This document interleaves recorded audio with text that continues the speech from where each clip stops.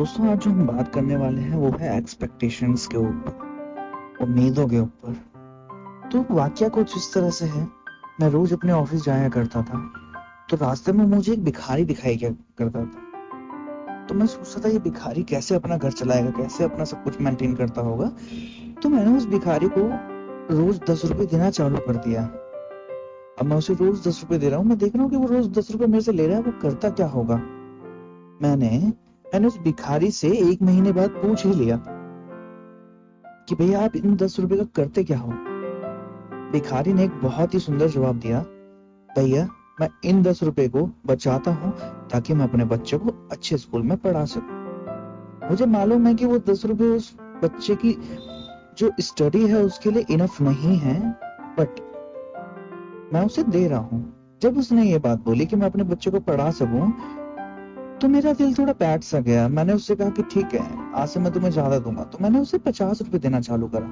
अब मैंने उसे 50 रुपए देना चालू करा, 1 महीने तक मैंने 50 रुपए दिए। तो मैंने उससे पूछा कि भैया क्या इस 50 रुपए का तुम क्या कर रहे हो। कह रहा भैया मैं बचा रहा हूँ। ऐसे करते करते मैं 100 रुपए पे आ गया। अब एक दिन मैंने देखा वो एक पास पास वाले रेस्टोरेंट में खाना खा रहा था।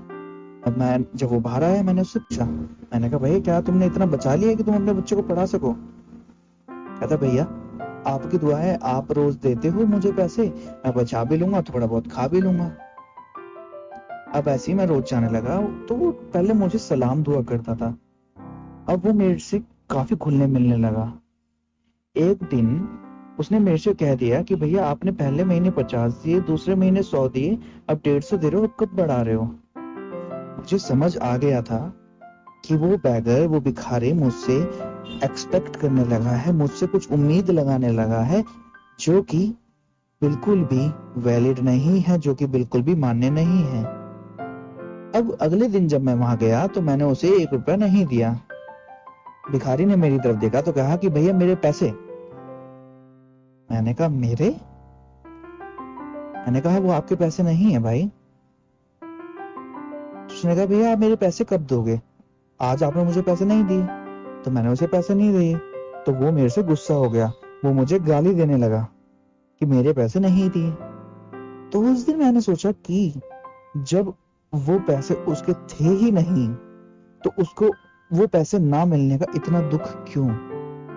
ये सारा खेल है एक्सपेक्टेशंस का, सारा खेल है उम्मीदों का। जब आप जरूरत से ज्यादा उम्मीदें लगा लेते हो जो कि मान्य नहीं है, जो कि वैलिड नहीं है, जो लॉजिकल नहीं है, वो एक्सपेक्टेशन जरूर टूटते हैं, और जब टूटते हैं तो आपको बहुत हर्ट होता है। तो एक्सपेक्टेशन हमेशा ऐसी रखो कि जो पूरी हो सके, जो लॉजिकल हो, और अगर नहीं है तो तुम्हें हर्ट जरूर करेंगी।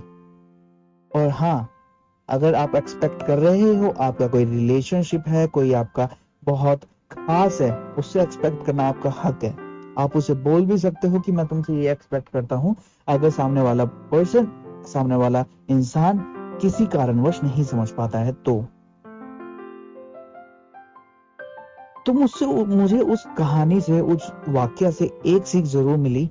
कभी भी जरूरत से ज्यादा एक्सपेक्ट नहीं करना चाहिए। कभी भी इलॉजिकल, कभी भी अमान्य, कभी भी इनवैलिड एक्सपेक्ट नहीं करना चाहिए। कभी भी चीजों को फॉर ग्रांटेड नहीं लेना चाहिए। उस भिखारी ने मेरे दिए हुए हर पैसे को फॉर ग्रांटेड लेना चालू किया, जिस वजह से उसे उन पैसों से हाथ धोना पड़ा। तो कोई भी आपका रिलेशनशिप हो, कोई भी रिलेशनशिप, चाहे वो हस्बैंड वाइफ का हो, पेरेंट्स और बच्चों का हो, चाहे वो भाई बहन का हो या दोस्ती का हो, आपको सामने वाला कभी भी फॉर ग्रांटेड नहीं लेना चाहिए। क्योंकि अगर कोई चीज आपकी लाइफ में है, you need to value it. आपको उसे वैल्यू देनी पड़ेगी। अगर आप उससे एक्सपेक्ट कर रहे हैं तो उतना ही एक्सपेक्ट कीजिए जो कि लॉजिकल हो।